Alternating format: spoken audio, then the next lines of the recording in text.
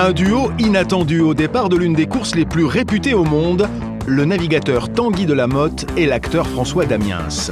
Pour cette 11e édition de la Transat Jacques Vabre, les deux hommes se lancent un sacré défi. Relier la France au Brésil à bord de leur monocoque. Si Tanguy a de l'expérience, pour François c'est une première. Il a donc dû suivre un entraînement particulièrement musclé. Un stage que François adorait, enfin presque. Tout le monde devrait le faire, quoi. Même ceux qui vont à la plage. On le voit, François est désormais au top pour la course, mais il a ses raisons. Le corps de Tanguy. J'aime bien son physique. Là, vous le voyez habillé, mais il faut l'imaginer tout nu. Ça fait rêver, hein. Plus sérieusement, c'est un projet humanitaire qui a rapproché les deux hommes. Récolter de l'argent pour venir en aide à des enfants du monde entier atteints de maladies cardiaques. La même idée, donc de représenter l'association Mécénat Chirurgie Cardiaque au travers de l'action d'initiative Cœur. Donc là, on essaye de continuer à sauver des enfants. Le départ tant attendu de la Transat Jacques Vabre a enfin eu lieu. Après 2 faux départs et 5 jours de retard sur le calendrier initial, la météo semble s'être finalement améliorée. À bord de leur voilier, le duo est prêt à en découdre. Le premier matin, vendredi matin, la nuit a été un peu compliquée, mais on a réussi à dormir tous les deux. Heureusement, ça y est, la traversée très sportive du golfe de Gascogne se termine et ce matin, notre tandem peut enfin souffler. Le golfe de Gascogne est derrière, il a rempli sa fonction, sa gaz et sa cogne. Il est derrière, les vacances commencent. Tanguy et François gardent le moral au beau fixe, même si le vent s'est brusquement calmé. Je comprends pas très bien ce qui se passe. On devait avoir 35 nœuds et on en a que 15. Ouais, 15, voilà. Donc je vais aller me recoucher, moi. 4e jour de navigation pour la Transat Jacques Vabre. On est donc juste au large du Portugal, on voit les côtes par là, et puis juste de ce côté-là, on voit le rail des cargos qui remonte vers l'Europe. Petit problème quand même, le point de fixation de la voile avant du bateau s'est détaché. Un souci technique qui a contraint Tanguy à quelques acrobaties à la proue. Et heureusement qu'on s'en est rendu compte parce que ce genre de voile, c'est pas très pratique quand c'est dans l'eau. C'est moi qui m'en suis rendu compte. Ouais, heureusement que tu étais là, François. Ouais, merci. On a déjà fait une bonne partie de la distance, mais il en reste encore pas mal à faire. Le bateau est en bon état. Nous, on est enfin reposés après les 4 premiers jours de course qui ont été durs. François, quel a été ton moment préféré depuis le début de l'aventure? Le moment que j'ai préféré, c'est le repas du traiteur après le golfe de Gascogne. On était là comme 2 petits vieux après la tempête, quoi. C'était très cool. Et puis depuis, on peut commencer à retirer les couches. Là, on a retiré chacun notre salopette. Et, On vous verra bientôt au maillot de bain alors. Ouais, c'est pas impossible. Aujourd'hui, notre duo s'est réveillé avec une excellente nouvelle. Le deuxième petit enfant qui va pouvoir être opéré grâce à vos clics sur Initiative Cœur. Voilà, un petit Sénégalais de plus. Et arrêtez de faire les rats, prenez votre souris.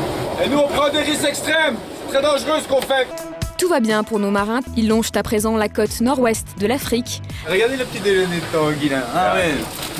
Des petites crêpes sucrées. De sa maman, les petites confitures de Laurent, les bols. Un fruit et on va prendre un petit lait aussi, on n'a pas de lacté. C'est le 9e jour de la course et notre duo de choc est quasiment à la moitié du parcours. Nos 2 marins en profitent pour ranger le bateau, car à bord, c'est un peu le bazar. Mais à qui la faute? Bon, j'ai laissé François 5 minutes et puis voilà, c'est tout en vrac, donc bon, c'est toujours la même chose. Tanguy, il n'est pas très soigneux. J'ai un peu dormi ce matin et voilà, comment on trouve le bateau. Pénible. 2e week-end en mer pour nos 2 marins. Vous vous demandez peut-être à quoi ressemble un samedi soir en plein océan? Ce soir, c'est quoi? Paella Royal. Paella Royal. Bon. Et tu sais pas comment faire?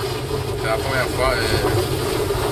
Je suis en train de me dire, j'ai l'impression de la bouffer au chien. 12e jour de transat et déjà les premières arrivées. Les 2 grands trimarans ont accosté à Itajaí au Brésil. De leur côté, Tanguy et François naviguent à leur rythme. Et c'est vrai, je me suis acharné sur un petit dauphin. Chaque fois que je prenais la photo avec un décalage certain, j'étais dans l'eau. Puis je me suis découragé, j'ai voulu ranger mon appareil et je me suis rendu compte qu'il y en avait 25 de ce côté-là. J'attendais juste à se photographier. Un bel arc-en-ciel entre les arcs-en-ciel et les cœurs, hein, c'est presque une transat de bisounours cette Jacques Vabre. Oui, profitez-en car ça ne va pas durer.